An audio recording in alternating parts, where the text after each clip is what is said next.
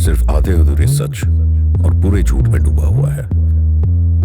किसी के पास गहराई से सोचने का या शांति से सुनने का वक्त ही नहीं है। हम एक ऐसा शांत कोना बनाने की कोशिश कर रहे हैं। Nope, not your ordinary podcast for entertainment.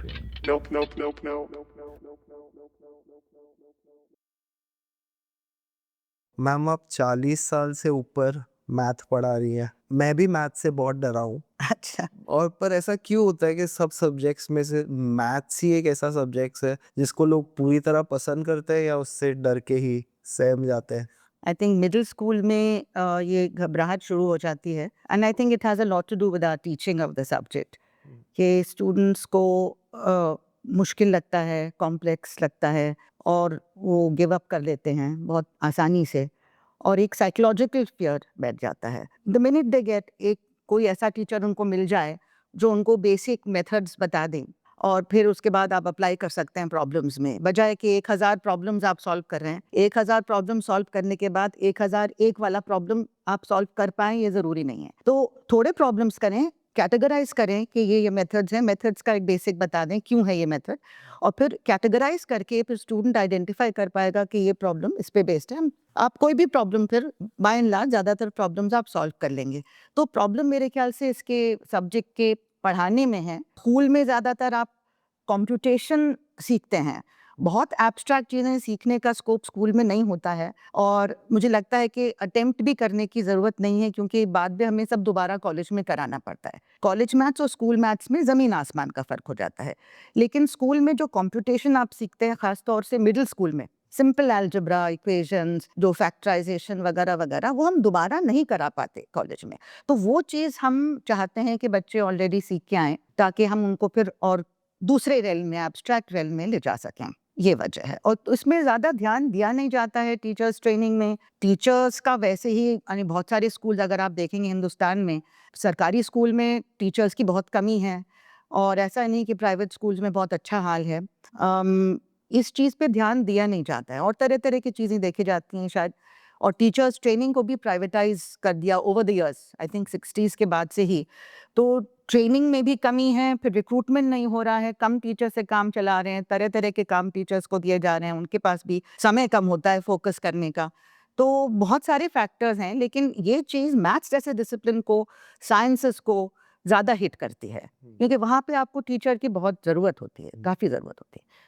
सब में होती है लेकिन इनमें ज़्यादा। पर मैथ पढ़ने के वो क्या मेथड्स है जिसकी आप बात कर रही थी कि जो अगर स्टूडेंट वो मेथड्स अप्लाई करे तो शायद ज़्यादा एंगेज रहे मैथ के साथ? ये सही बात है, लेकिन स्टूडेंट्स खुद कर पाएँगे इतना आसान नहीं है। एक कम से कम एक टीचर एक कम से कम हम अपने एक्सपीरियंस में देखा है कि कम से कम एक टीचर आपको अपनी लाइफ में मिलना चाहिए, जो आपको पटरी पे चढ़ा दे। उसके बाद आप सेल्फ स्टडी कर सकते हैं, ऑटोनोमस लर्नर बन सकते हैं, लेकिन स्टूडेंट का अपना मोटिवेशन होगा कि वो कर पाएगा, किताबें देख के उसमें खुद सॉर्ट आउट करे, कर सकते हैं, लेकिन कम कर पाते हैं। कुछ सर्वाइव कर जाते हैं सिस्टम को, खुद अच्छा करते हैं, लेकिन एवरेज स्टूडेंट को मोटिवेशन फिर नहीं रहता है और बहुत जल्दबाजी में छोड़ देते हैं। और दूसरी चीज़ मैं कहना चाहूँगी हमारे स्टूडेंट्स को जो मैथ्स कर रहे हैं स्कूल में, कि अगर आपको मैथ्स में ज़रा सा भी इंटरेस्ट है, कॉलेज में आप आएँगे तो कॉलेज की मैथ्स काफ़ी फ़र्क होती है।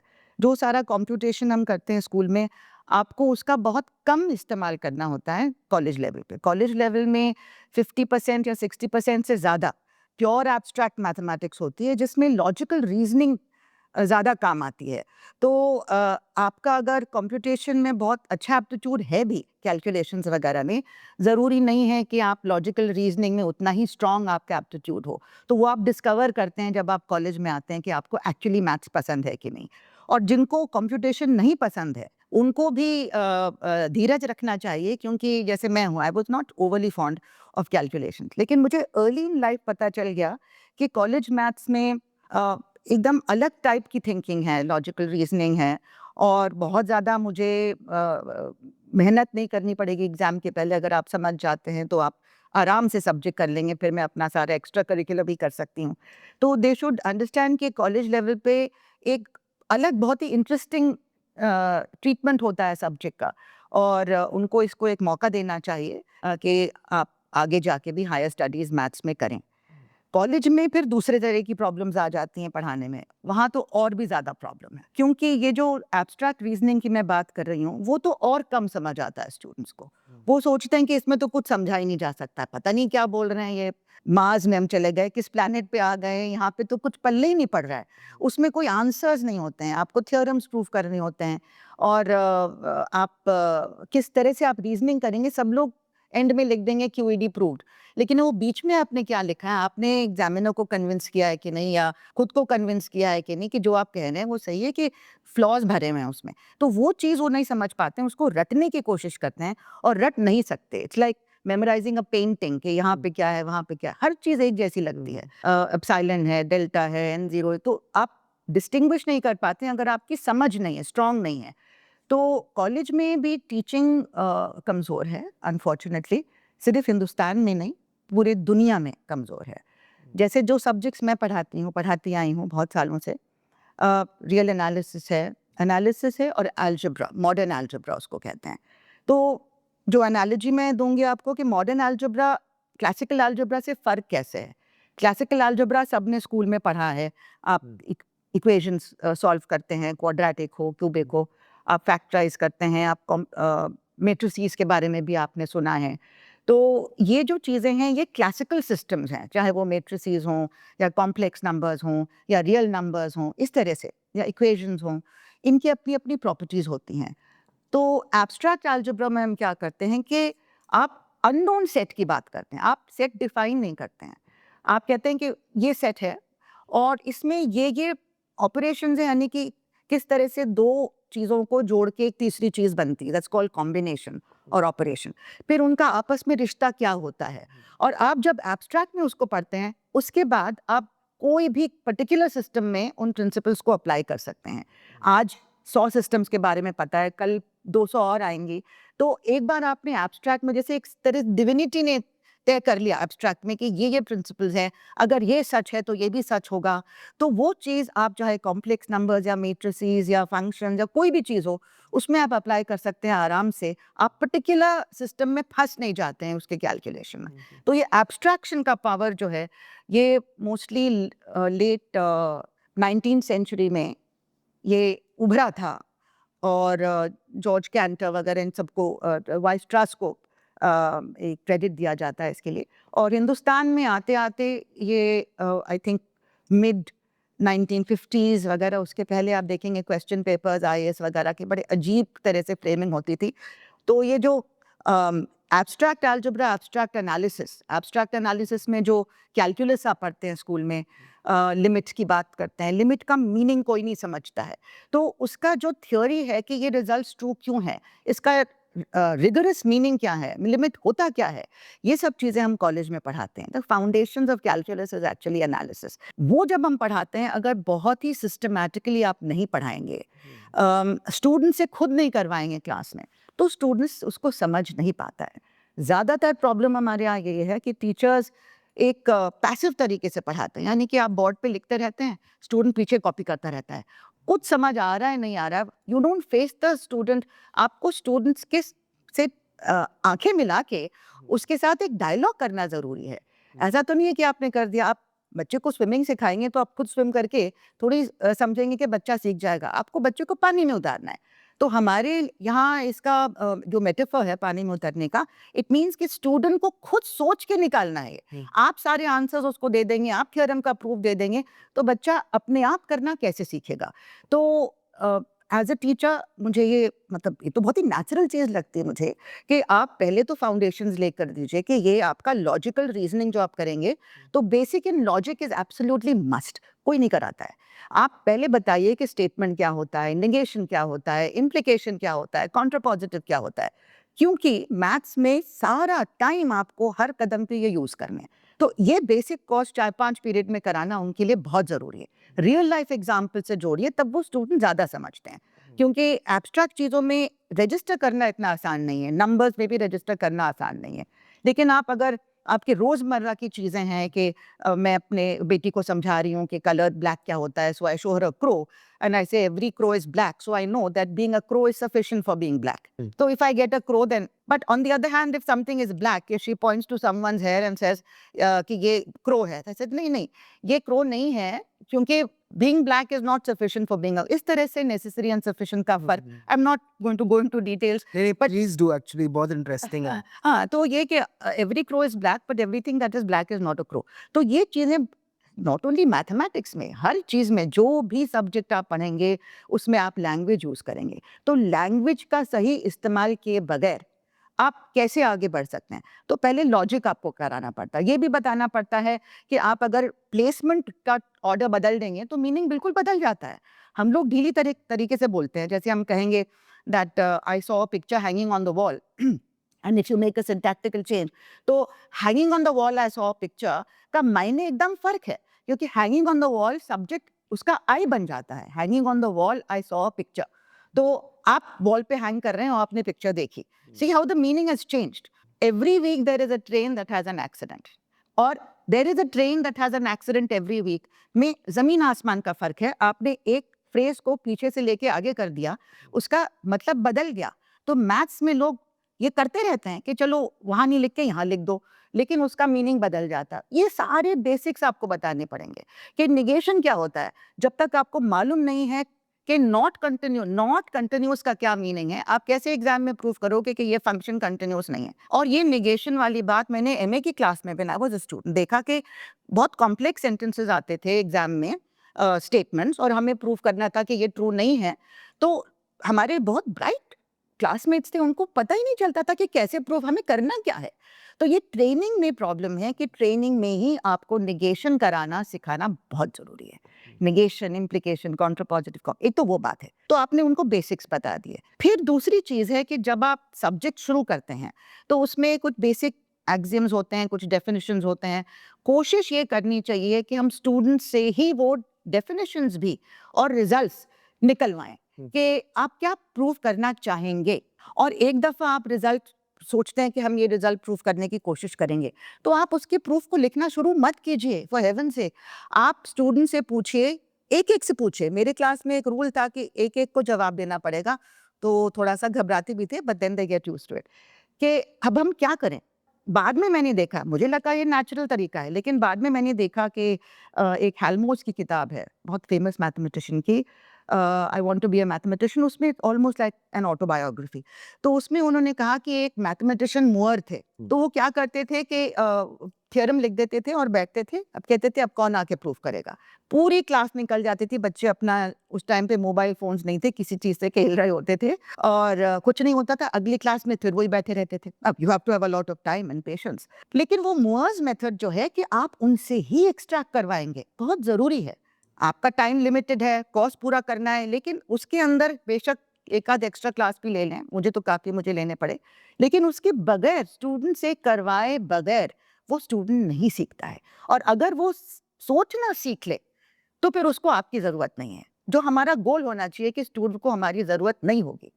तो जब हमारे स्टूडेंट्स ग्रेजुएट करके IIMs और हर जगह जाते हैं, XLRI पोस्ट ग्रेजुएशन के लिए, तो they become famous for asking what questions. If they वो हाथ खड़ा करेंगे तो टीचर पूछेगा हाँ क्या चीज नहीं समझ आई, तो वो कहेगा नहीं हमें समझ आ गई, लेकिन मैं ये पूछना चाहता हूँ कि आपने ये स्टेप के बारे में कैसे सोचा. तो काफी टीचर्स नाराज हो जाते हैं, ये कैसा सवाल है. But that is the most important question. आप अगर स्टूडेंट को ट्रेन नहीं करेंगे कि कल को आपके बगैर वो इस दुनिया में अनजान जगह तरह तरह की चीजें आएंगी, खुद सोचेगा ना सोल्यूशन. कोई बताने वाला तो नहीं होगा, आप बताएंगे वो रट लेगा, इससे क्या फायदा.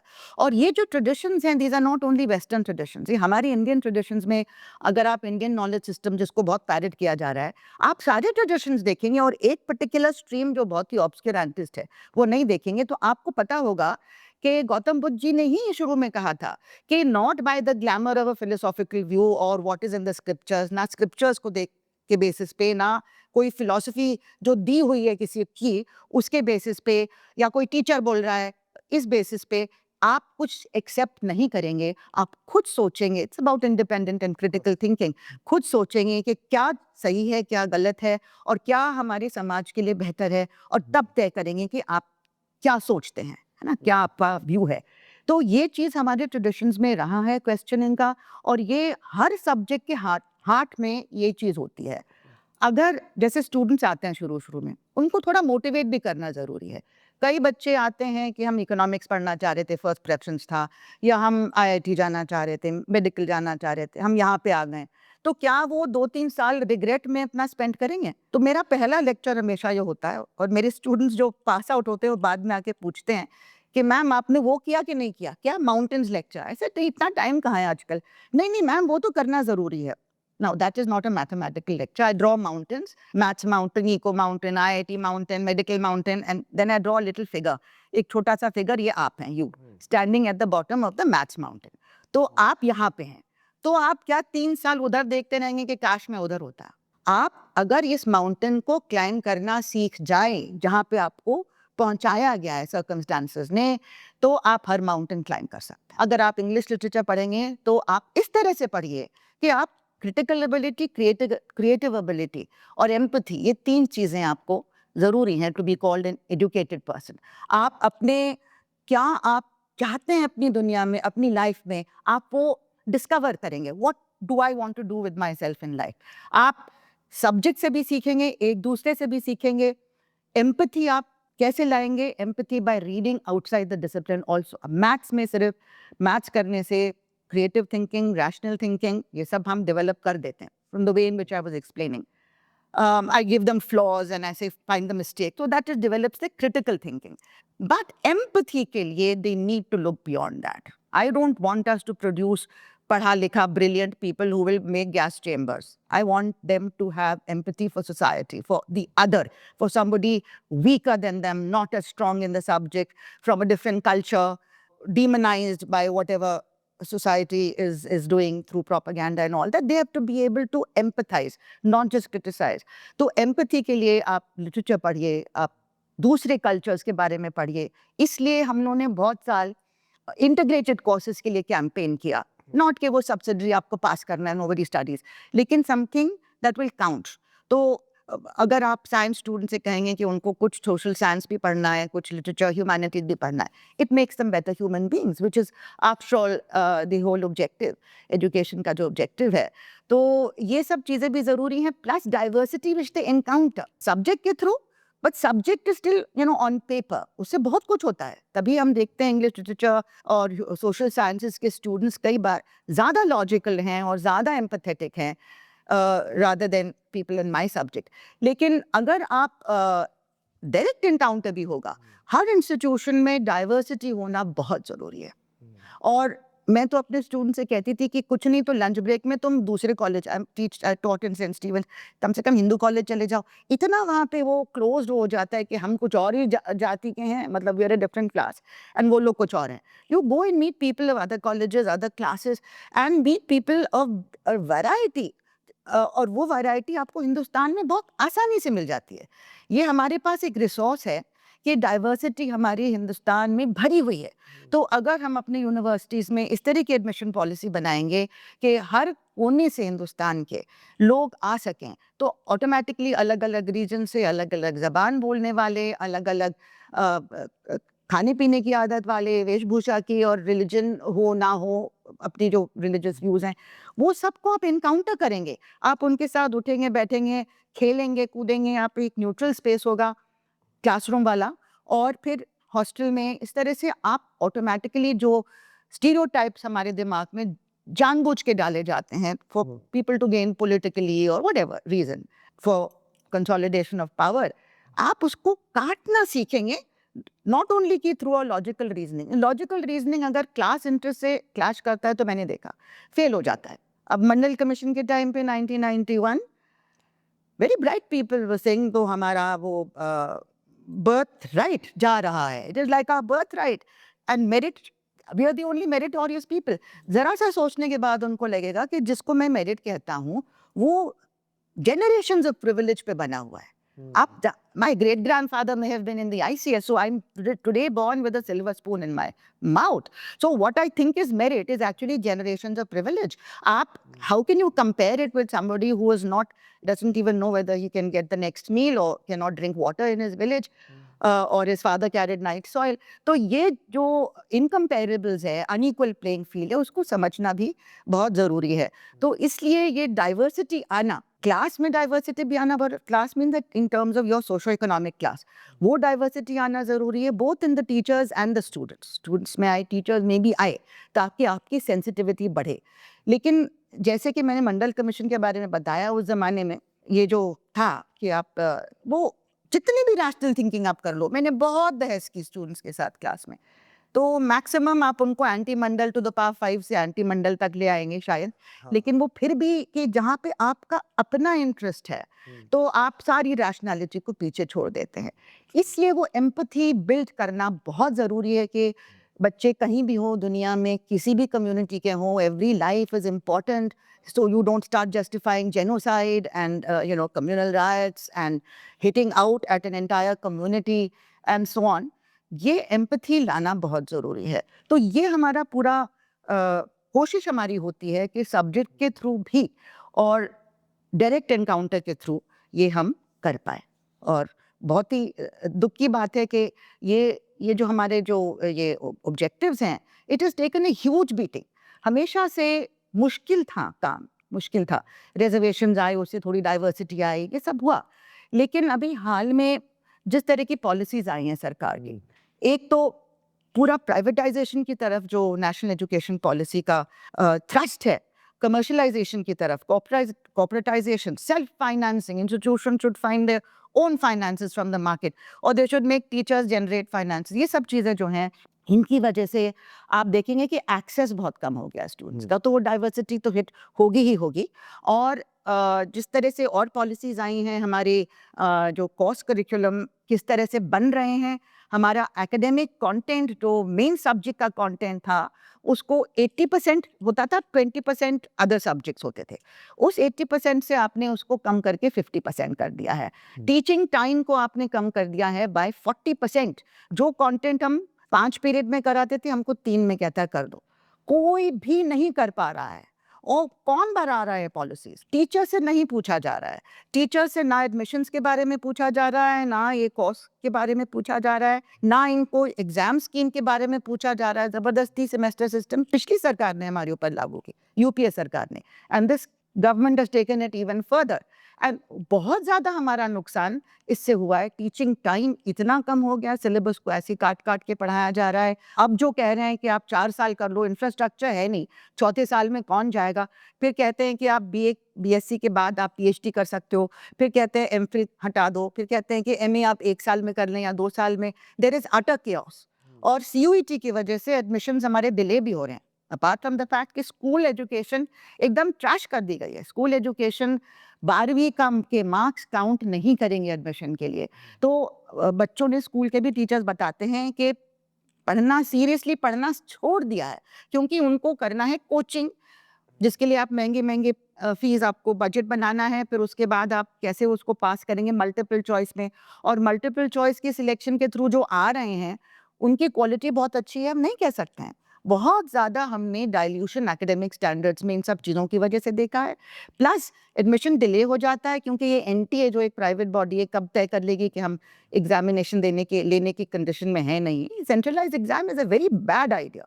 तो 6 महीने हम लोग रुके हुए हैं यूनिवर्सिटीज़ में। पब्लिक फंडेड रिसोर्सेज जो है हमारे, वो बेकार जा रहे हैं। और स्टूडेंट्स नहीं है हमारे पास, वो सब प्राइवेट यूनिवर्सिटी में, जिसके पास पैसा वो चला गया, बाकी रुके हुए हैं। फिर जब आते भी हैं तो सेकेंड ईयर और थर्ड ईयर का एकेडमिक कैलेंडर फर्स्ट ईयर के एकेडमिक कैलेंडर से अलग होता है। उनके एग्जाम्स चल रहे हैं, इनके क्लासेस चल रहे हैं। एग्जाम के लिए सारे रूम्स चाहिए आपको, तो क्लासेस फिर फर्स्ट ईयर की ऑनलाइन शिफ्ट हो जाती हैं, which has been a very very bad idea, because we saw in Covid कि ऑनलाइन एक मजबूरी थी, उसमें लर्निंग आउटकम्स बहुत ही कम हो गए। एक तो डिवाइसेस नहीं होते हैं लोगों के पास, घर में एटमॉस्फेयर नहीं होता है कि आप पढ़ पाएँ, स्पेशली गर्ल्स स्टूडेंट्स। इसके अलावा आप बेस्ट ऑफ रिसोर्सेज के साथ, you can not replace human interaction with a screen. It can be at most supplementary, कि आप एडल्ट लर्नर हैं तो आप रेगुलर कॉलेज में नहीं जा सकते हैं, तो this is useful for them, और if you want to take additional courses. But आप रेगुलर स्ट्रीम को रिप्लेस कर दोगे। भी नेशनल एजुकेशन पॉलिसी में एक बहुत इंपॉर्टेंट एस्पेक्ट है कि हर स्टूडेंट अब अपने पूरे कोर्स का 50% कोर्सेज ऑनलाइन ले सकता है। क्या सीखेंगे? उस डिग्री की क्या वैल्यू होगी? तो ये जो चीज़ें अब आ रही हैं ज़बरदस्ती कि ऑनलाइन वालों जो ऑनलाइन एजुकेशन चलाते हैं उनका बिजनेस बढ़े और आपको अपने रेगुलर टीचर्स की आपको रेगुलर टीचर्स की ज़रूरत ना पड़े, क्योंकि ऑनलाइन में तो कितने भी आ जाए बच्चे एक क्लास में।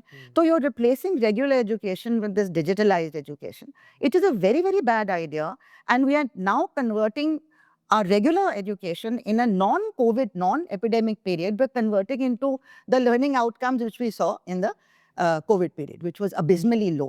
तो why are these, ये क्यों पॉलिसीज बन रही हैं, किससे पूछ के बन रही हैं, पार्लियामेंट तक के सामने नहीं रखा गया, आपने कैबिनेट का डिसीजन ले लिया ऐसे ही, और अब हम जो रोल आउट हो रहा है ये 2020 से, दिल्ली यूनिवर्सिटी तो इसका एक प्राइम जैसे कहते हैं ना गिनी पिग है, और जो यहाँ पे हो रहा है वो हर जगह फिर इम्प्लीमेंट कराया जाएगा। एक एक सेमेस्टर का सिलेबस बन रहा है, स्टूडेंट एडमिशन लेते हैं उनको पता नहीं कि वो क्या पढ़ने जा रहे हैं। कभी ऐसा नहीं हुआ है कि पूरा कोर्स आपके सामने नहीं है, एक सेमेस्टर का आ रहा है, उसमें किस तरह से इंटरफियरेंस हुआ है आपके करिकुलम में सारे सब्जेक्ट्स में, इंक्लूडिंग मैथमेटिक्स, साइंस, जिसमें आप नहीं कह सकते हैं कि कोई आइडियोलॉजिकल इंटरेस्ट है। सोशल साइंसेस को तो पूछे ही मत, उसमें क्या क्या चेंजेस आए हैं। साइकोलॉजी में अभी हाल में एकेडमिक काउंसिल में ये कहा गया कि आपको कॉन्फ्लिक्ट रेजोल्यूशन पढ़ने की क्या ज़रूरत है। हमारे यहाँ तो सब चंगा सी, कोई कॉन्फ्लिक्ट नहीं होता है, पॉजिटिव आउटलुक होना चाहिए। आप ये कश्मीर कॉन्फ्लिक्ट के बारे में कुछ नहीं पढ़ेंगे, कैसे कॉन्फ्लिक्ट रिजॉल्व होगा, हटाइए कश्मीर को, हटाइए गाजा, पैलेस्टाइन इजराइल को हटाइए, ये चीज़ें, उसकी जगह भगवद गीता और रामायण आप रखिए, उससे कॉन्फ्लिक्ट रेजोल्यूशन सीखिए साइकोलॉजी सब्जेक्ट में। And the heads of department are towing the line. I don't think they're forced to toe the line. वो हर जगह फिर अपने टीचर से कहते हैं हमें तो यही करना है, हमारे पास चॉइस नहीं है, ये ऊपर से आया है, ऊपर से कौन तय कर रहा है। आप क्यों नहीं रेजिस्ट कर रहे हैं, क्यों नहीं प्रोटेस्ट कर रहे हैं? आप अपने स्टूडेंट्स को इतना तो ओ करते हैं कि उनके आप एजुकेशन को, उनकी इंटेलेक्चुअल एबिलिटी को इस तरह से बर्बाद नहीं करेंगे। कल को कई चीज़ें कि the word caste cannot be used, the word Dalit cannot be used, the word patriarchy cannot be, सब academic council में तय होता है, because they have enough people in the administration और उनके जो एक politically like-minded लोग हैं जिनको वहाँ रखा गया है positions of authority में, वो इंश्योर करते हैं कि ये हटा दो। Iqbal is an anti-national poet, उसको हटा दो। Never mind, he wrote सारे जहाँ से अच्छा हिंदुस्तान हमारा, और वो सब लोग गाते भी हैं। तो इस तरह की जो चीज़ें हमारे ऊपर फोर्स हो रही हैं, और ऑब्सक्यूरेंटिस्ट साइंस में इस तरह के ऑब्सक्यूरेंटिस्ट प्रोग्राम्स कराए जा रहे हैं, जिसमें आपका साइंटिफिक टेम्पर, जो हमारे एक डायरेक्टिव प्रिंसिपल है कॉन्स्टिट्यूशन में, वो पूरी तरह से उसकी धज्जियाँ उड़ाई जा रही हैं। और इंडियन नॉलेज सिस्टम में बहुत कुछ है, आप कैसे एक ही रिलीजन से, वो भी उसका एक बहुत ही जिसको कहते हैं कि क्वेश्चनेबल साइंटिफिक कंटेंट, उसका आप ज़बरदस्ती कर रहे हैं। बहुत कुछ हमारे यहाँ साइंटिफिक कंटेंट है, जैसे क्वेश्चनिंग का ट्रेडिशन है, आप उसको ना देख के आप इस तरह से लागू कर रहे हैं जैसे कि आप जैसे कि आप ज़बरदस्ती हमारे ऊपर थोप रहे हैं। तो यूनिवर्सिटीज़ में इंडिपेंडेंट थिंकिंग ख़त्म हो जाएगी, क्रिएटिव थिंकिंग ख़त्म हो जाएगी, हम विश्व गुरु के बजाय हम बिल्कुल विश्व का लाफिंग स्टॉक बन जाएंगे। तो दिस इज़ आवर मतलब my concern as a maths teacher. और हम तो देख रहे हैं क्वालिटी किस तरह से एकदम सत्यानाश हो गई है, और मैं किसी से कह भी नहीं सकती हूँ। हमारे ब्राइट स्टूडेंट्स अब ये चाह रहे हैं, जैसे मैं अभी किसी को एडवाइस कर रही हूँ कि दिल्ली यूनिवर्सिटी को छोड़ के मैं ISI या कहीं जहाँ पे बहुत कम सीट्स हैं, जहाँ पे अभी भी अपने सिलेबस को वो लोग कंट्रोल कर रहे हैं, अपने रिक्रूटमेंट की क्वालिटी अभी वहाँ पे गई नहीं है। हमारी रिक्रूटमेंट की क्वालिटी बहुत ज़्यादा गिर गई है, क्योंकि पिछली सरकार UPA ने भी, क्योंकि ये पॉलिसीज जो है ये इंटरनेशनली इम्पोज की जा रही हैं, जहाँ जहाँ रेजिस्टेंस है स्टूडेंट्स टीचर्स का, जैसे यूरोप में, वहाँ पे पब्लिक फंडेड एजुकेशन बचा है। लेकिन और जगह ये सब लागू किया जा रहा है बहुत ज़ोर शोर से हमारे यहाँ भी, और हमारी सरकारें भी इसी के साथ चल रही हैं। तो जिस तरह से बार बार ये जो इनकी न्यू लिबरल पॉलिसीज इनको हम कहते हैं, इनकी वजह से खर्च कम करो और इस तरह की चीज़ करो, ये सब आ रहा है। इसकी वजह से हमारी क्वालिटी बहुत ज़्यादा गिर रही है। उससे किसी का फ़ायदा तो होने नहीं वाला है, लेकिन ये हमारे यहाँ हो रहा है। सो मैम मैथ पे ही आता है, जैसे आप बोल रहे थे कि स्कूल के मैथ का बेस अगर स्ट्रांग हो तो कॉलेज का मैथ हो बच्चा समझ पाएगा। कुछ चीज़ें हैं। हाँ, कुछ चीज़ें ऐसी है, तो क्या है वो चीज़ें जो बच्चे को पता हो एक अच्छा मैथ स्टूडेंट बनने के लिए? देखिए, हम तो बहुत ही कम यूज़ करते हैं। हाँ, मैं जैसे जो पेपर्स पढ़ाती हूँ, जो बल्क है, बहुत कम यूज़ करती हूँ, लेकिन कुछ चीज़ें मैं यूज़ करती हूँ। जैसे कि मैंने अभी CUET वाले बैच को कहा कि बायनॉमियल थ्योरम पिछले बैचेस में every single person new binomial theorem क्या है, a+b⁴ इनका जो formula, every single person in the class. बहुत ही ट्रिवियल चीज़ है। यहाँ पे not a single person new. I mean देखिए कि कितना फर्क पड़ गया। नॉट अ सिंगल पर्सन, एक ने बहुत धीरे से यूं हाथ खड़ा किया, तो ये तो अजीब हाल हो गया है। तो अब मैं उस चीज़ में अटक जाऊंगी। हम तो हायर रेल्म्स की बात कर रहे हैं यहाँ पे। तो ये फॉर एग्जाम्पल ऐसी चीज़ है। फिर आप ग्राफ्स जैसे बनाते हैं, हालांकि हम फिर से सिखाते हैं कि एक्स एक्सिस है, वाई एक्सिस है, ये पॉइंट एक्स कॉमा वाई है। तो ये सब चीज़ें हमें स्कूल में ही बता दी जाती हैं, तो हम इतना घबराते नहीं हैं। ट्रिग्नोमेट्री है, साइन कोसाइन का जो ज्योमेट्रिकल मीनिंग है, कम से कम उतना तो हमें मालूम है।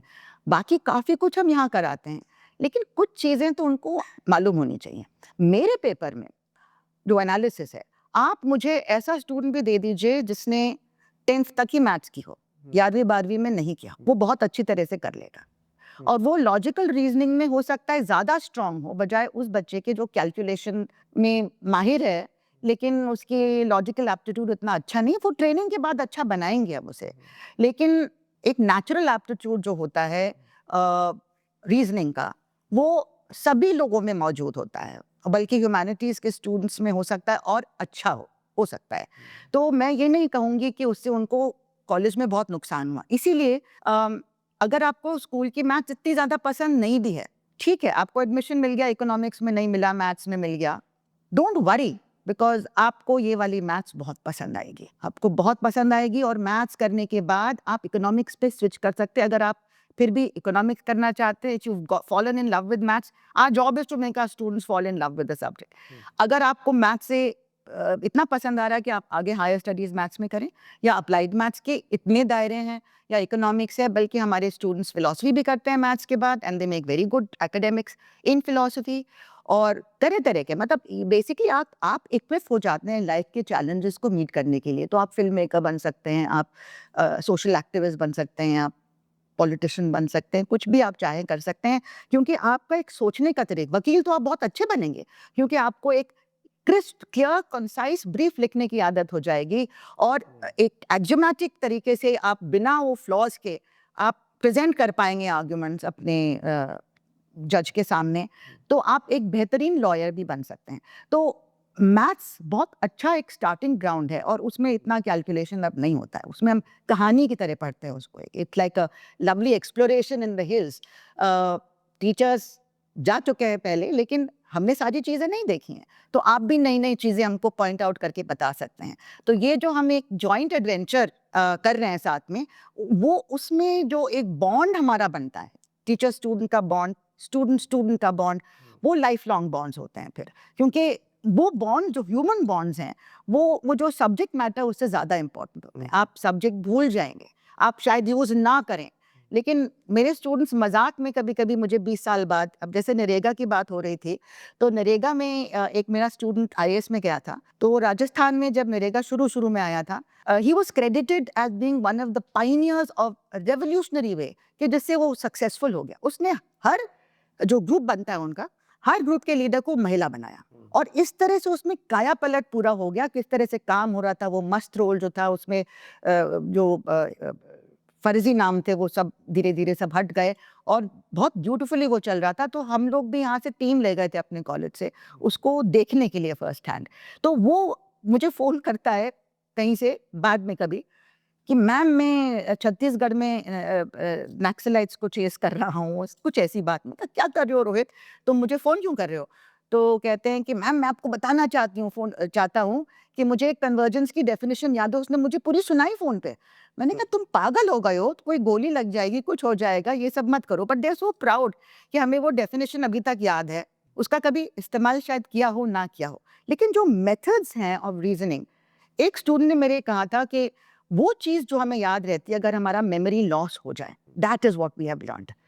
तो बल्कि एक का मेमोरी लॉस हो गया था, उसको एक्सीडेंट हुआ था, बट ही सेड कि the way in which we studied, वो चीज़ मेरे जहन से कभी नहीं गई, और उस चीज़ को मैं फिर हर चीज़ में अप्लाई कर सकता हूँ। तो that is when the teacher feels कि चलो there has been some success as a teacher. But अगर कॉन्सेप्ट्स पे अगर हम बात करें कि जैसे क्या है वो लर्निंग या टीचिंग के pearls जो एक स्टूडेंट को एंगेज करते हैं या उसको they make him fall in love with math, वो अगर आप थोड़ा तो real my students love 2 or 3 things a lot because वो 20 साल बाद जो आते हैं या 40 साल बाद के, एक तो जो रियल लाइफ एग्जाम्पल, एक तो उनसे सब चीज कराई जाती है. It is eight that time they hated कि ये तो तिहाड़ जेल में हम पहुंच गए और एक एक से सवाल पूछा जा रहा है, लेकिन उनको बहुत जल्दी समझ आ जाता है कि इसी से हम सीखेंगे. तो वो जितने एक्स्ट्रा क्लासेस ले लो वो करेंगे, जितना कुछ करेंगे. जो चीज़ वो ज़्यादातर बच्चे पसंद करते हैं वो ये है कि जब आप रियल लाइफ एग्जांपल्स देती थी. तो जैसे मैंने खुद भी जब सीखा था, मैं क्लास 5 में थी या कुछ, मेरे भाई ने मुझे while he was in a hospital getting bored, he was admitted for some operation, I was looking after him.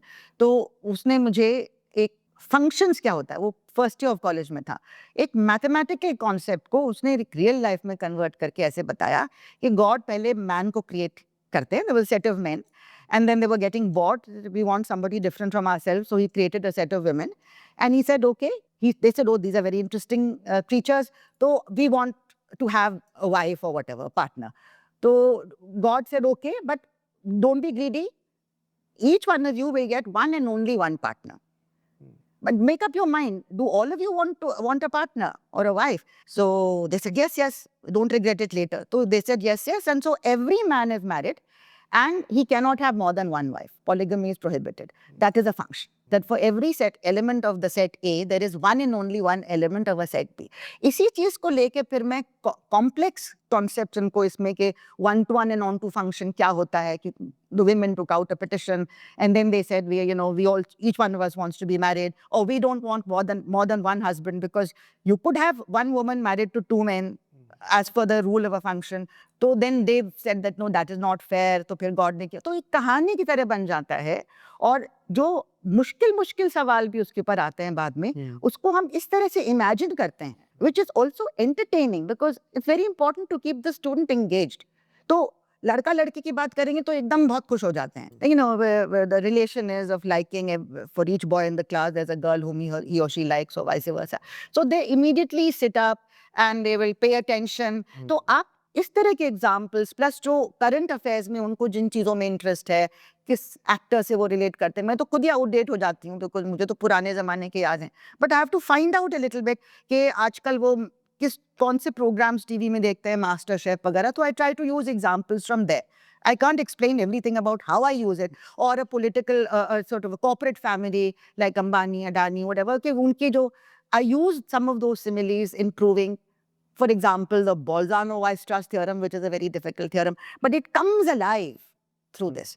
Then when you want to prove a theorem, you start with examples which you've done and say कि इनमें ये क्यों theorem true है, वहाँ से हमें motivation मिलेगा कि in general कैसे prove करेंगे. जैसे physics में आप physical phenomena को study करते हैं, फिर आप सोचते हैं कि ये शायद law है. इस तरह से maths में आप actual mathematical examples को देखते हैं, फिर देखते हैं pattern. और फिर आप तय करते हैं कि शायद ये पैटर्न ट्रू है, and this gives you a chance to decide कि हम ये प्रूव करने की कोशिश करेंगे. Why should the teacher tell you? I don't let my students read the syllabus. कई बार सिलेबस में थ्योरम का स्टेटमेंट दे देते हैं. हम चाहते हैं कि स्टूडेंट स्टेटमेंट खुद बनाए. हम ये प्रूव करना चाहते हैं, हो सकता है मैं ना प्रूव कर पाऊँ, तो हम उसको फिर डिस्प्रूव करने की कोशिश करेंगे, काउंटर एग्जाम्पल ढूंढेंगे. तो जितना भी मैक्सिमम आप स्टूडेंट को एक्सप्लोर करना सिखाएंगे, उतना ही वो स्टूडेंट ग्रो करेगा, उसका ग्रे मैटर सॉर्ट आउट होगा, वो क्लीन अप होगी उसकी एक्जिमेटिक थिंकिंग. तो ये सब चीज़ें टीचर को डे टू डे बेसिस पे करना पड़ता है. आपका रिसर्च हर दिन होता है, आप स्टूडेंट को हर दिन रिसर्च करना सिखाते हैं. रिसर्च कोई अलग चीज़ नहीं है कि एकदम से वो इंडिपेंडेंट थिंकिंग और ओरिजिनल थिंकिंग करने लगेगा. ये एकदम से कभी भी नहीं होता है. ये आप डे 1 की ट्रेनिंग से आप उसको तैयार करते हैं, फिर वो तय करता है कि उसको रिसर्च करना है मैथ्स में या किसी और चीज़ में, या अपने काम पे बेहतर बनाना है, जो भी उसका रोजगार हो. ये हमारी उम्मीद है कि इससे उसको फायदा होगा आगे जाके. और अगर मैथ की बुक उठाने से ही डरने लग जाए, लाइक स्कूल मैथ पकड़ लो. मैं आई नो मेरे एक दोस्त का बेटा है जिसको मैथ्स तो नहीं. No, I understand that. वो साइकोलॉजिकल होता है. We have had students, उनके पेरेंट्स आते हैं कि इसको तो घबराहट होती है, इसको 0 आया है एग्जाम, जो इंटरनल एग्जाम था स्कूल का, तो क्या करें. तो उनके संग बैठ के धीरे धीरे आपको, आई थिंक एक टीचर की तो ज़रूरत होती है. वो बुक बाद में उठाएं ना उठाएं, बुक उठाने से घबराहट तब नहीं होगी जब आपके अंदर थोड़ी सी कॉन्फिडेंस है कि ये समझा जा सकता है। बुक्स में भी फ़र्क होता है। कुछ बुक्स ऐसी लिखी हैं जिनको आप आसानी से समझ जाते हैं, और कुछ बुक्स ऐसी लिखी हैं कि आपको समझ नहीं आता कि इसने ये क्यों किया। आप रटना नहीं चाहते हैं, लेकिन वो समझा नहीं पाता है ऑथर कि आप ये स्टेप क्यों कर रहे हैं। और मुझे बड़ा डिसअपॉइंटमेंट होता है कुछ ऐसे ऑथर्स को देख के कि वो कहते हैं कि हाँ चलो let's try this, oh we were very lucky it work. अरे we can't depend on luck, हमारी तो किस्मत खराब है, we can't depend on luck. Tell us how we can do it in a short way, what is the guarantee. आप बताइए कि मैं खुद इस पॉइंट को सोचूं, ये बताइए अपने। तो कम स्टूडेंट्स टीचर्स हैं ऐसे, और कम बुक्स हैं। उस पर ज़्यादा काम इसलिए नहीं होता है कि हायर एजुकेशन पे, मैथ्स एजुकेशन, टीचर्स ट्रेनिंग और मैथ्स एजुकेशन पे बहुत कम काम होता है, इसके लिए बजट नहीं होता है। Maths education is a big field internationally, but हमारे देश में इस पे ज़्यादा ध्यान नहीं देते हैं। स्कूल लेवल के लिए देते हैं, लेकिन कॉलेज लेवल के लिए ज़्यादा नहीं देते हैं। इस पे हमें काम करना चाहिए, क्योंकि आप अगर अपने स्टूडेंट की अंडरस्टैंडिंग ख़राब कर रहे हो, ब्राइट स्टूडेंट्स भी क्लास में जो बैठे हैं वो भी पुट ऑफ हो जाएंगे, तो आप अपने पोटेंशियल आइंस्टाइन्स और रामानुजन्स और इन सब को पहले से ही ख़त्म फिनिश ऑफ कर रहे हैं। तो रिसर्च कौन करेगा? जो स्टूडेंट इस सिस्टम से थोड़ा थोड़ा फूलेंगे फलेंगे, जो अपना जो तैयार होंगे इसके बाद, वही तो आगे जाके फिर रिसर्च करेंगे। तो इस टीचर्स ट्रेनिंग पे, मैथ्स एजुकेशन पे क्या सक्सेसफुल प्रैक्टिसेस हैं टीचर्स की, उनको डॉक्यूमेंट करके कैसे आप इस चीज़ को आगे बढ़ा सकते हैं, ये बहुत ज़रूरी है हमारे लिए। अभी हम टीचर्स और उनके तरीकों पे बात कर रहे हैं, लेकिन आपने तो पूरा देखा होगा ये, जैसे आई थिंक कोचिंग जब आपने पढ़ाना चालू किया तो it was not that big a phenomena. अब तो उनके पास एक पूरी सिटी है जहाँ पे सिर्फ कोचिंग होती है।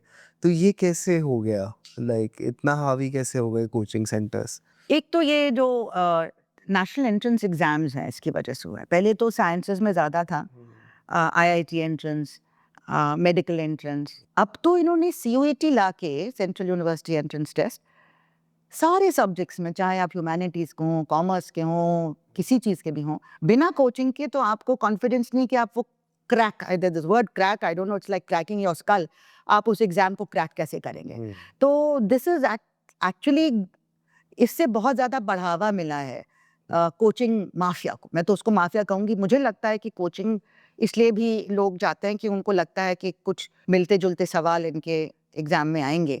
और जब ये बहुत ज़बरदस्त पिछले साल लीकेजेस हुई, कोई भी एक्शन नहीं लिया गया एनटीए के खिलाफ, ना एनटीए के डायरेक्टर के खिलाफ, ना जो लोग, जैसे चेयरपर्सन यूजीसी ने उसको ब्लेसिंग दी और कहा आप हमारा नेट एग्जाम भी कर लो एनटीए को, मतलब जो उनके दायरे में नहीं वो भी करा दो उनसे। तो कोई अकाउंटेबिलिटी नहीं, इनको इनकरेज किया जाता है। तो मुझे लगता है ज़बरदस्त करप्शन ऊपर से ही है। और उसमें ये जो जिस कहते हैं ना कि कोचिंग माफिया अपने बहती गंगा में हाथ धो रहा है कि हम भी थोड़ा पैसा दे के, अगर हमको सवाल मिल जाएं, हम लीक करके, हम हमारी भी स्टूडेंट्स फिर अच्छा करेंगे, फिर हमें और स्टूडेंट्स मिलेंगे, फिर हम ज़्यादा कमाएंगे इससे। तो इट इज़ अ नेक्सस। उसको कैसे ख़त्म किया जाए? Why not let the university do its own admission. JNU बेहतरीन एडमिशन्स करती थी, उनका एंट्रेंस टेस्ट था, और कोने कोने तक वो जाके उस एग्ज़ाम को करते थे। उसमें उन्होंने थोड़ा थोड़ा शॉर्ट क्वेश्चंस भी होते थे, लॉन्ग क्वेश्चंस भी होते थे, है ना। तो और बहुत अच्छा हो रहा, चल रहा था। डेप्रिवेशन पॉइंट्स भी थे। आप सरकारी स्कूल के बच्चों को और मार्जिनलाइज सेक्शंस को आप वेटेज देते थे ताकि आपको बेस्ट लोग मिले हर जगह से। लेकिन अब उनके हाथ से भी हटा दिया गया है। और जब से हटा है, हम देख रहे हैं कि एक तो स्ट्रेस बहुत बढ़ गया है। जो बच्चा गांव से आया है, किसी तरह से 12वीं कर ली उसने मेहनत करके, उसमें भी कोचिंग जिनको मिलती है, जिनके पास साधन है, they do better, they likely to do better. लेकिन जो किसी तरह से अपने बलबूते पे खड़े होके, अपने इनिशियल इनहेरेंट टैलेंट की वजह से उस बच्चे ने अच्छा कर लिया 12वीं में, अब उससे कोई फर्क नहीं पड़ता। आपको फिर भी पहले कंप्यूटर ट्रेनिंग लेनी है, उसके बाद आप कंप्यूटराइज टेस्ट कर भी पाएंगे। आधे बच्चे फॉर्म भरने के बाद भी एग्जाम सेंटर से वापस चले जाते हैं, ये कह के कि हमसे तो ये होगा नहीं कंप्यूटराइज टेस्ट। इतना उनको they are not well versed कि कंप्यूटराइज टेस्ट कैसे करें। पहले वो था कि आप वो OMR शीट होती थी, उसमें आप भरते थे, सब करते थे, लेकिन अब कंप्यूटराइज्ड है। तो एक ये चीज़। दूसरी चीज़ ये है कि आप जिस तरह से हम देखते हैं कि किस तरह से उसमें कैसे कैसे सिलेक्शन हो रहा है, और महिलाएं इसमें बहुत कम हो गई हैं। पहले हमारे जैसे दिल्ली यूनिवर्सिटी में मोर देन 50%, 60% और सो महिला स्टूडेंट्स आती थी। CUET के पहले ही साल में इतना उसमें गिरावट आई है। कोई स्टडी दिल्ली यूनिवर्सिटी ने नहीं की before continuing with the system. अब सोचे ना, कम से कम आप ऑडिट तो कीजिए कि इसका नतीजा क्या हुआ, आपकी एडमिशन लेट हो रही हैं, आपके किस तरह के स्टूडेंट्स आ रहे हैं। और मैंने as a teacher in Saint Stephen's मैंने अपने स्टूडेंट से पूछा कि भाई आप लोग किस किस स्टेट से हैं। हमारे पास हर स्टेट से बच्चे आते थे। That year I had only 3 states represented in my class, एक यूपी, हरियाणा एंड राजस्थान। क्यों? क्योंकि वहाँ पे शायद कोचिंग ज़्यादा, क्या वजह थी आई डोंट नो। तो स्टूडेंट्स जो पढ़ रहे हैं फिर they are deprived of the, मतलब जो रिच डाइवर्सिटी उनको अपनी क्लास से ही सीखने की मिलती थी, जिनसे उनका माइंड बढ़ता है, वो वहीं पे खत्म हो गई। Apart from all the academic issues that we may have with the people coming out of this multiple choice type of thing. Multiple choice उसमें आप उनकी reasoning ability, writing ability, ये सब कोई टेस्ट नहीं होता है ना। आप एक guess मार के भी आप टिक कर सकते हैं किसी चीज में। तो इसमें बहुत ज्यादा प्रॉब्लम है, हम शुरू से ही कह रहे हैं। लेकिन teachers associations across the country have not been consulted. Neither the Central Universities Teachers Association, FedCuta, I was the president of that for 4 years. Neither the State University Teachers Associations, सारे colleges और universities जो state की हैं उनके, वो AIFF, उन दोनों ने मिला के और स्कूल टीचर्स ऑर्गेनाइजेशन सब ने मिलके एक प्लेटफॉर्म बनाया कोऑर्डिनेशन के लिए, called the joint forum for movement on education. तो किसी को भी नहीं बुलाया गया फॉर कंसल्टेशन। फीडबैक दे दो, फीडबैक देने के बाद वो ट्रैश कैन में चला जाता है।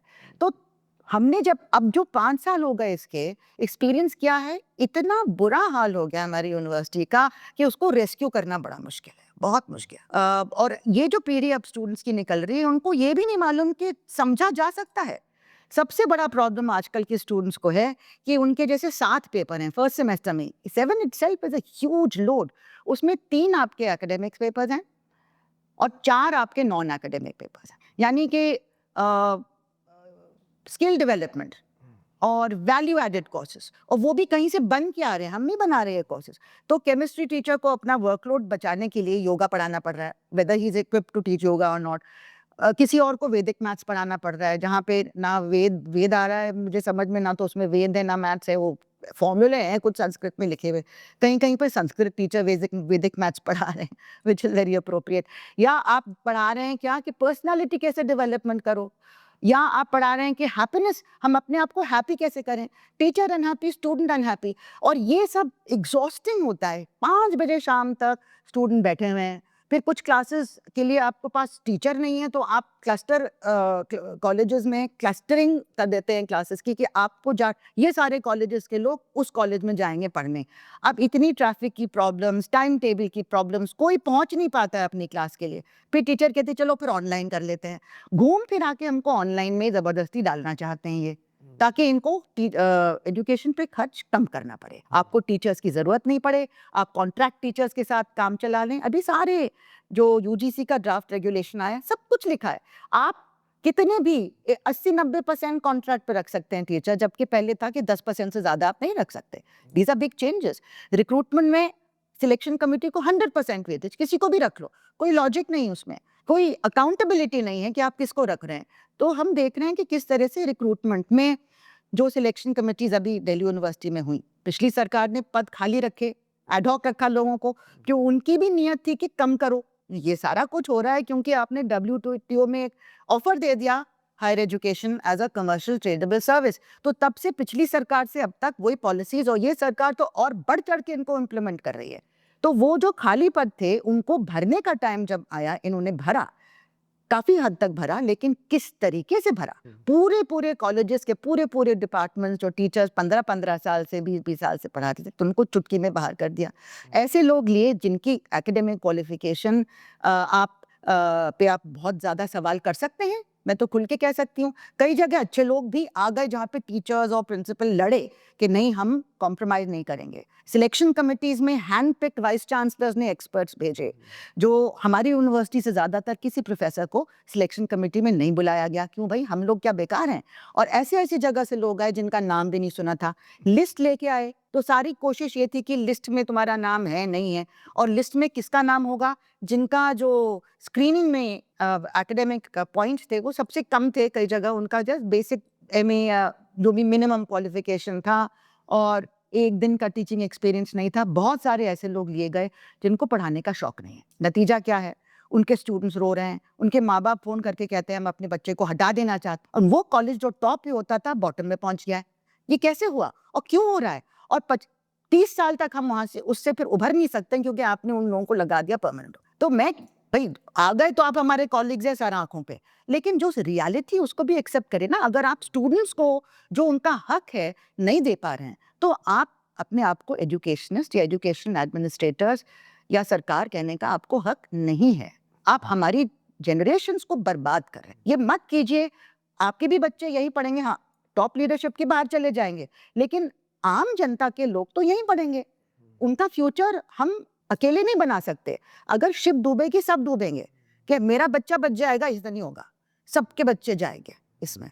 इसलिए आप इस पॉलिसी को दोबारा देखिए, क्योंकि आपको जबरदस्ती वाहवाही करनी पड़ रही है इसकी, क्योंकि the emperor has no clothes but everybody has to say that he is wearing beautiful garments, है ना? तो उस वजह से आप अपने बच्चे का भविष्य खत्म कर रहे हैं। वो मेंटल डिप्रेशन में जा रहा है, बच्चों को मेंटल हेल्थ प्रॉब्लम्स हो रही हैं, वो छोड़ के भागना चाह रहे हैं। तो ये क्यों हो रहा है? आप अकेले उनको नहीं बचा पाएंगे, तो आप साथ मिल के इस पॉलिसी को खत्म कीजिए और ऐसी पॉलिसी लाइए कि जो चीज़ ठीक चल रही थी उसको बर्बाद मत करो। उसको चेंज करने की ज़रूरत नहीं। चेंज करना तो इम्प्रूव करो। There are many improvements. हम लोग तो 20-20 साल कैंपेन करते थे पर इतनी सी इम्प्रूवमेंट आती थी। लेकिन अब आप सब कुछ हमारी जगह सब कुछ आप ही तय करना चाहते हैं कि हम तय करेंगे सिलेबस में क्या होगा, रिक्रूटमेंट कैसे होगी, एडमिशन कैसे होगा, एग्जाम स्कीम कैसे होगी, रिसर्च कौन करेगा। तो टीचर का तो कोई रोल ही नहीं रहा ना इसमें। और फिर टीचर ऐसे लगा दी कि रोल भी होगा उनका, तो मैं घबराती हूँ सोच के कि वो क्या करेंगे आगे जाके। बिकॉज़ उनके पास कैपेबिलिटी नहीं है, कैपेसिटी नहीं है। कैपेबिलिटी नहीं, और कईयों का एक पॉलिटिकल एजेंडा है, इसलिए उनको कहते हैं हम पढ़ाने थोड़ी आए हैं, हम पढ़ाने थोड़ी आए हैं, हम इन्विजिलेशन में नहीं जाएंगे। प्रिंसिपल रो रही हैं तो क्या, अब क्या कहें उनसे कि आपने क्यों लगाया ऐसे लोगों को? इन्विजिलेशन में नहीं जाएंगे, आधे घंटे पहले चले जाएंगे, स्क्रिप्ट नहीं करेक्ट करेंगे, टाइम टेबल हम बनाएंगे, हाँ, लेकिन अपनी मर्जी से बनाएंगे। पुराने टीचर्स का कोई रोल नहीं है, वो कोने में बैठे रहते हैं। तो it is a very frightening situation. हाँ, बहुत अच्छे टीचर्स भी आए, लेकिन उन कॉलेजेस को उनके लिए लड़ना पड़ा। कुछ कॉलेजेस बच गए। तो अब so many outstanding colleges have gone. I would never recommend कि मेरा जो दोस्त है अपना बच्चा वहां डाले। बिकॉज़ इतनी सरकार ने बर्बाद किया है। मतलब 19-20 का तो हमेशा होता था, बट यहाँ तो आपने क्योंकि 95% आपने इस तरह से कर दिया। जो जितने भी फिजिक्स में रामदास कॉलेज में आपके 28 पोस्ट थे, 18 टीचर थे, आपने 18 में से 14 को बाहर कर दिया। And they were doing fantastic work because these are these ये एड हॉक टीचर्स जो थे वो सारे अप्स एंड डाउन्स के बीच में 10 बार आपने पॉलिसी बीच में बदली है। इतना मुश्किल हो गया था, यही लोग पूरा सिस्टम चला रहे थे। And this is a thanks that we give them. एक टीचर हिंदू कॉलेज में फिलॉसफी पढ़ाया था 6 साल, और बेहतरीन टीचर था by all accounts, and also coming from marginalised background. उसको आपने यूं करके निकाल दिया, and some political whatever the reason for the other appointment, he committed suicide. Now who's responsible for that murder? It's a murder, and many others are suicidal. क्योंकि कई ऐसे निकाले गए जिनको उसके बाद जॉब कहीं नहीं मिली, कुछ को दूसरी जगह मिल गई, बहुत हाथ पैर पड़े लोगों के जो पॉलिटिकल बिग विग्स हैं कि भाई they have to go every day and do जी हुजूरी, तिलक लगाओ, ये करो वो करो, सैफरन पहनो ताकि आप उस क्लब में पहुंच जाओ, शायद आपको मिल जाए। ये सब करना पड़ा लोगों को। लेकिन अगर आप मुस्लिम हैं तो आप कुछ भी करें आपको नहीं मिलेगी। आप एक दफा निकल गए तो आप निकल, you might be outstanding, students might have voted you as the best teacher, but it's your name. और ये हम ऐसे अगर रिक्रूट करेंगे टीचर्स तो क्या ही स्टूडेंट्स बाहर जाएंगे? ये तो मतलब वोटर पैदा करने के लिए ही एजुकेशन सिस्टम थोड़ी जो है। हाँ, not just voters in the Lok Sabha election and assembly election, वो तो भी वो ईसीआई आपके हाथ में, तो वोटर कुछ भी करे doesn't matter. But it is actually कि सरकार की पॉलिसी, देखो आई टोल्ड यू ना, पिछली सरकार भी ये पॉलिसीज फॉलो कर रही थी। तो यार we don't care who's in government, I mean we do care because it makes a difference to us, but we have to fight it on policy level. Because जब हम जैसे यूनियन के president वगैरह हैं तो हमारे साथ राइट विंग के, लेफ्ट विंग के, सेंटर के, सबके लोग जुड़े ना, एक ही यूनियन है। तो we are not taking a politically partisan stand. हमको ऐसा स्टैंड लेना है जो सबके फायदे के लिए हो। तो जो हम पॉलिसीज के खिलाफ लड़े, वो लोग भी लड़े जो उनसे पॉलिटिकली एफिलिएटेड थे। कपिल सिब्बल ब्रॉट 6 बिल्स, हम लोग जी जान से लड़े, वो सारे 6 बिल वापस हुए ना. There was something called parliament at that time. अभी पार्लियामेंट में क्या होता है वी डोंट नो. ओके, कोई बोल पाता नहीं, बोलेंगे तो आप सस्पेंड हो जाएंगे, पार्लियामेंट सेशन हो ना हो. तो उस टाइम पे standing committee headed by a Congress person Oscar Fernandes on education. हम लोग को मौका मिला कि हम अपनी बात वहां रखें. हमने खूब आर्ग्यू किया वहां पे and they manage to get the bill stopped. ये हमारे लिए फायदे में नहीं है, पूरा प्राइवेटाइज हो जाएगा, ये हो जाएगा, वो हो जाएगा. तो एक स्कोप था. हम लोग को बहाना बना के जेलों में नहीं डाला गया. अब तो हम लोग 5-5 साल जेल में हैं. And the real reason is because you are an educational activist. बाकी सब बहाना है. आपने नॉन नेट फेलोशिप पे इतना जबरदस्त स्टूडेंट्स ने अभियान चलाया था. उसमें जो पॉलिसी मेकर्स हैं, जो कॉर्पोरेट्स के लिए कर रहे हैं सब. पहले ये था कि आदिवासी एरियाज में माइनिंग करके हम लूटेंगे इसको. अब ये एग्रीकल्चर में, एजुकेशन में हम लूटेंगे. ये NEP आया है ना उसके लिए. तो जो उसके खिलाफ बोल रहा है, now that is public enemy number 1, may be number 2. Number 1 is still the anti-mining activists और the आदिवासी, जिनको आपको साफ करना है ताकि आप अपना सबके लिए माइनिंग परमिशंस मिल जाएं, आपको सब हो जाए. और एजुकेशन के लेवल पे पहले हम लोगों को लगता था हम तो सेफ हैं, हम वहाँ पे नहीं हैं जहाँ पे सारे झगड़े चल रहे हैं. लेकिन वो झगड़ा यहाँ आ गया है. तो चाहे प्रोफेसर हैनी बाबू हों या उमर खालिद हो या ये सारे लोग हों, ये क्यों जेलों में पड़े हैं? इसलिए क्योंकि ये यहाँ एजुकेशन में भी एक्टिविस्ट को इनको साइलेंस करना है, स्टूडेंट एक्टिविस्ट को खास तौर से. ये आवाजें हैं, ये खतरनाक है इनके लिए कि हो सकता है कि पॉलिसी को रिवर्स करना पड़े. इस सरकार से भी हमने पॉलिसीज रिवर्स करवाई हैं. ये लाई थी बहुत सारी चीजें. तब हम लोग यूनियन में हमारी लीडरशिप थी. रिक्रूटमेंट के थ्रू ये लीडरशिप बदल गई है क्योंकि अब जो वोट जाता है वो उधर जाता है. तो now the union has become a paid cheerleader of the administration. Other side of this rhetoric is के मतलब the other side which is with this rhetoric is that हमारे जो एजुकेशन में ना कुछ इंडियननेस नहीं थी. तो इंडियननेस तो एजुकेशन में चाहिए, तो इंडियननेस थोड़ी लाने के चक्कर में. पर मैथ ले लीजिए, वैदिक मैथ, कोई इंडियननेस वैदिक मैथ जैसा कुछ होता है मैम? क्या है वैदिक? नहीं है, उसमें there's a set of formulae which helps you to solve some arithmetical problems easily. But we don't solve arithmetical problems anymore. It's not very useful. और जब तक उसका आप मेथड नहीं पढ़ोगे, मतलब कि उसका रीजन क्या है, हम लोग तो रीजन में जाएंगे तभी तो हम क्रिएट करेंगे maths. We are here not to have people just implementing and answering questions, but those who will create the mathematics जो फ्यूचर में यूज होगा. तो उसका कुछ मैथमेटिकली बहुत ज़्यादा यूज नहीं है मेरी राय में, right, whatever limited knowledge I have. But ये जबरदस्ती is what is the most. Let us decide what is it that we want to teach. अगर हम स्किल डेवलपमेंट पढ़ाना चाहते हैं, मैथ्स में 1000 चीज़ें हम पढ़ा सकते हैं. हम लॉजिक पढ़ा सकते हैं फॉर एग्जाम्पल, या जिस तरह से हम यूज़ करेंगे मैथमेटिकल लॉजिक, या आप जो लैंग्वेजेस हैं कंप्यूटर की, जो भी आप पढ़ाना चाहें, there is lot of things which are possible. लेकिन आप बाहर से आप तय करते हैं कि आपको यही अलाउड है, यही आप पढ़ा सकते. वो जो क्रिटिसिज्म आती है कि इंडियननेस नहीं थी, इंडियन क्यों नहीं, हम सब Indians and died in the world. More Indian than a lot of people who think that they are very Indian. But हमारा जो इंडियन ईथॉस है, इट्स अ प्लूरल ईथॉस. जो उस प्लूरल ईथॉस के खिलाफ जा रहा है वो इंडियन नहीं है. वो हिंदू भी मुझे नहीं, मैं नहीं मानती हूँ कि है, बिकॉज हमारे हिंदुइज्म में भी there is a plurality. There are things which we don't like, right, caste system वगैरह, but there are many things which are very beautiful and they attracted people from all over the world as seekers. उसमें जो एक सीख करने का जो, I mean if you look at the fact that there is a questioning tradition, whether it is Nachiketas or whether it is the Sankhya philosophy, or even if you look at parallel systems, Gautam Buddha and all, questioning is very very basic. आप हमेशा सवाल पूछते हैं अपने teacher से, और वो engagement जो टीचर के साथ होता है उसी से आप सीखते हैं, आप ग्रो करते हैं. तो ये कहना कि सिर्फ यही है वो बहुत गलत है. हिंदू फिलॉसफी में भी, हिंदू फिलॉसफी हमारे फिलॉसफी के टेक्स्ट में पढ़ाई जाती थी, गीता पढ़ाई जाती थी, महाभारत पढ़ाई जाती थी.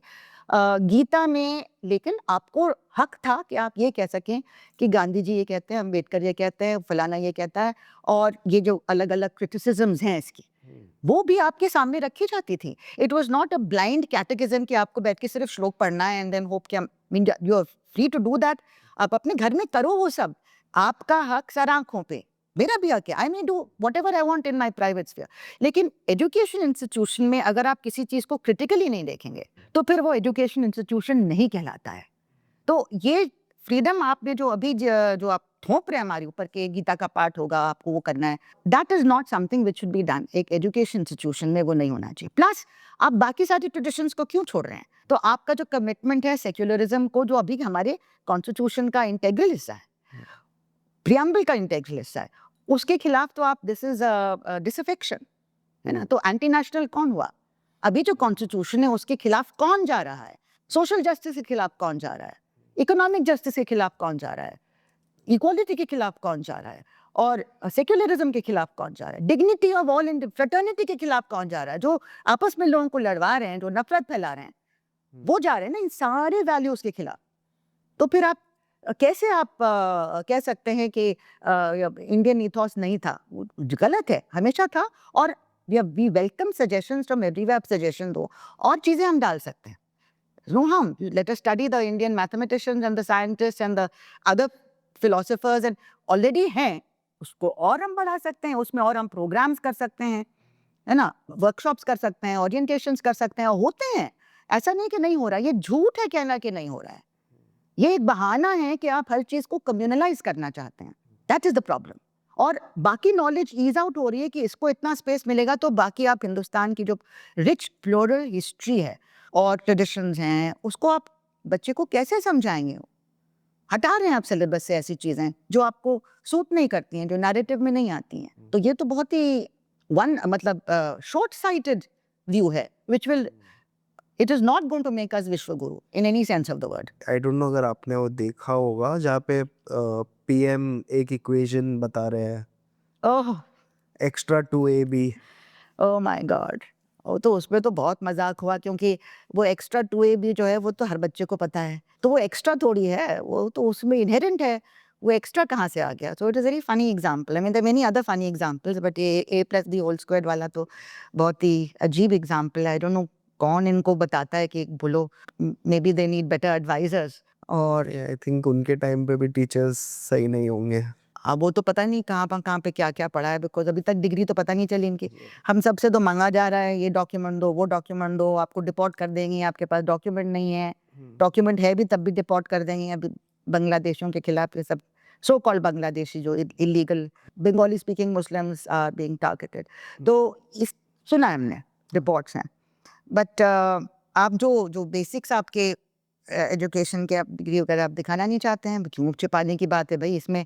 It should be something matter of public knowledge, but you will twist the entire system out of shape, the whole RTI system, everything, कि नहीं ये नहीं बताया जाएगा। एक दूसरी चीज़ थी मैम, जैसे तब था distance learning was a thing, तभी मतलब आपको कोई भी फ्यूचर दिखता है एडटेक में या स्क्रीन लर्निंग में? नहीं, देखिए ऐसा है कि आपकी नीयत ठीक होनी चाहिए। अगर आप फॉर्मल एजुकेशन के कॉस्ट पे करेंगे तो हम आपके खिलाफ लड़ेंगे।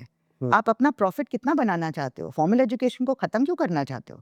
आपके पास वैसी काफी बिजनेस है। प्रॉब्लम विद ग्रीड इज उसकी कोई लिमिट नहीं होती है। You are 1% owning 70% of the resources or whatever figure, it's some horrible figure, but you want more. आप एक कॉर्पोरेट टैक्स जरा सा भी लगेगा, you don't want that to be imposed, which can solve the problems, the economic problems of this country. अब वहाँ पे तो टैक्स आप करोगे नहीं। और जो लोग इनडायरेक्ट टैक्स देके they getting nothing from the system, उनको ना एजुकेशन, ना हेल्थ, ना कुछ मिल रहा है। क्या हालत हो रही है हमारे स्कूल्स की, हॉस्पिटल्स की, आप देखते हैं। तो आप उनको कर्स करते हैं कि उनको फ्रीबीज मिलती हैं, जबकि 60% और more of, I can be corrected on the figures, of the revenue of the government comes from indirect taxation.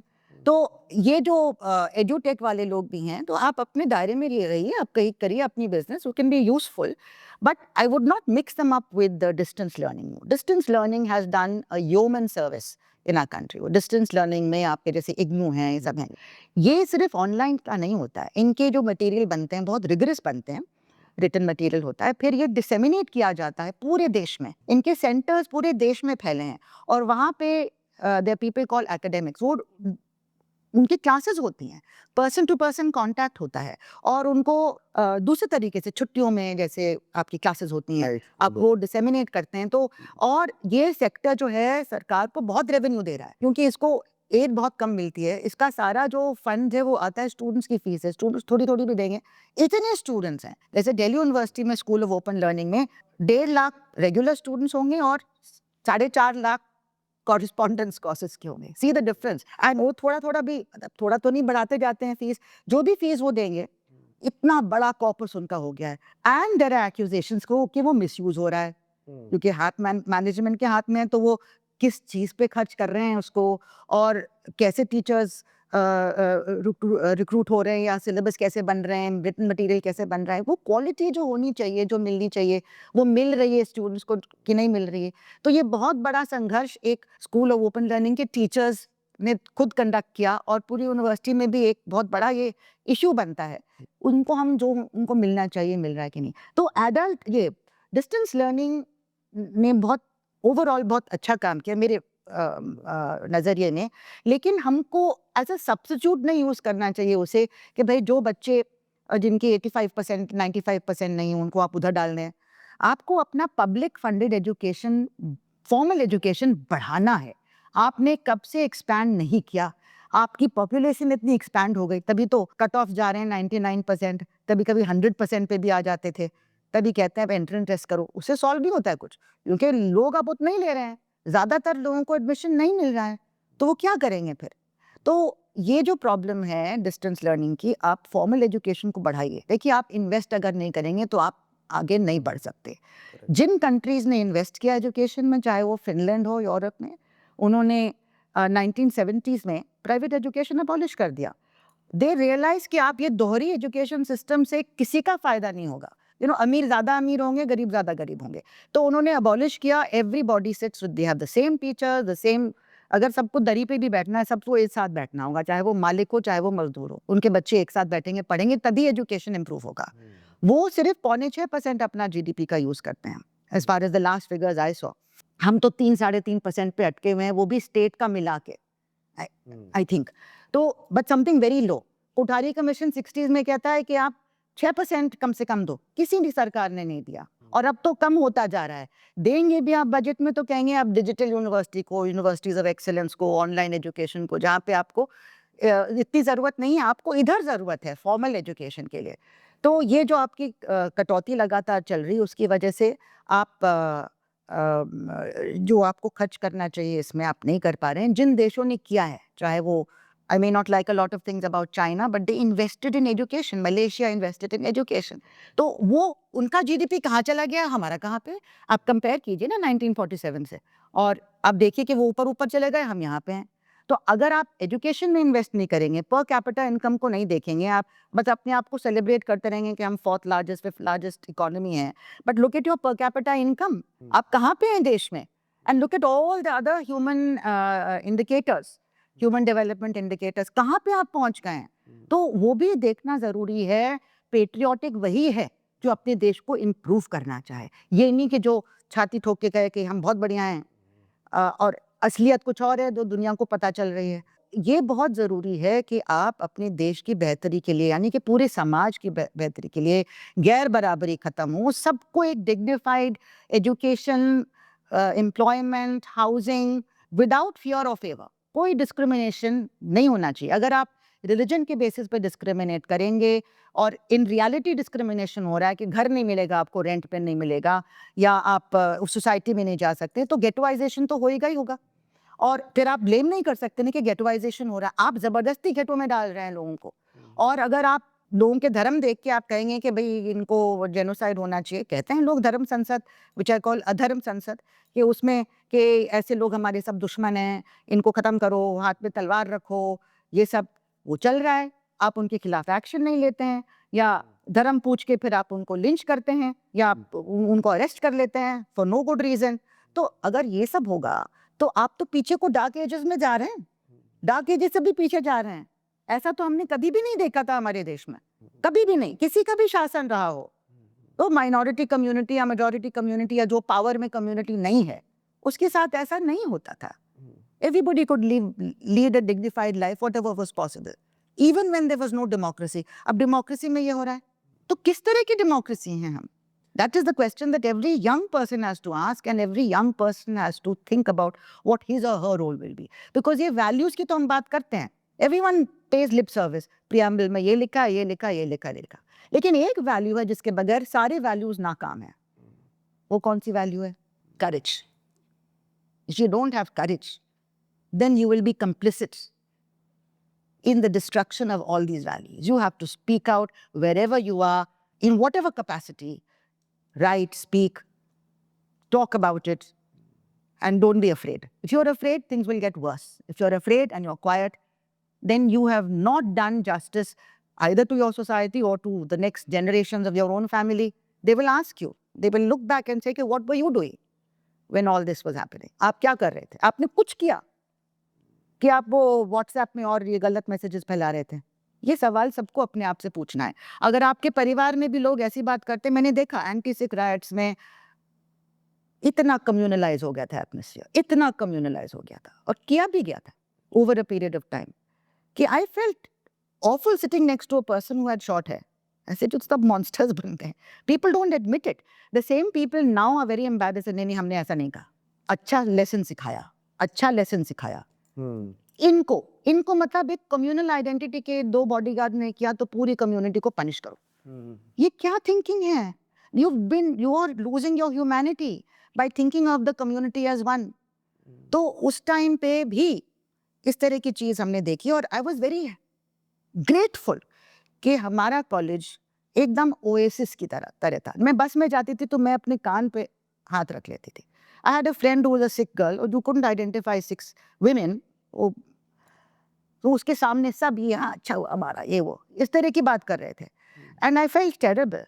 And but when I went to the classroom और इस पे बात हुई, आई फाउंड कि मेरे स्टूडेंट्स सारे एकदम ट्रॉमेटाइज्ड थे. सब रो रहे थे, नाइटमेयर्स आ रहे थे, रात में नहीं सो पा रहे थे और उनके parents most of them had been communalised. It was like an epidemic. Covid होता है ना तो ये it's a psychological epidemic. Germany में एपिडेमिक हुआ था.